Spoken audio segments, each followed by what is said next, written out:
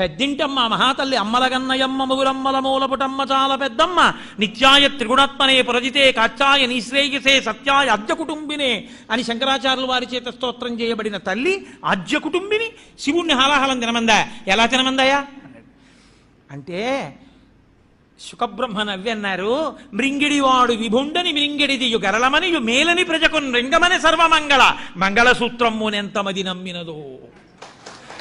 మింగుతున్నవాడు భర్తని తెలుసు, మింగుతున్నది హాలాహలమని తెలుసు. అలా మింగితే లోకంలో ఉన్న వాళ్ళందరూ రక్షింపబడతారని తెలుసు. తన మొగుణ్ణి ఎందుకు మింగమందో తెలుసా? తన మంగళసూత్రం మీద అంత నమ్మకమయ్యా.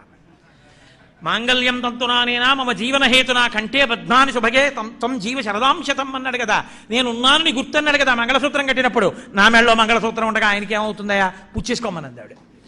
కాబట్టి పుచ్చుకోమందయా. ఆవిడ సర్వమంగళాదేవత, ఆవిడే ఇతరుల యొక్క మాంగళ్యాలు నిలబెడుతుంది. ఆవిడ మాంగళ్యానికి ఇబ్బందా? అందుకుని పుచ్చుకోమందని.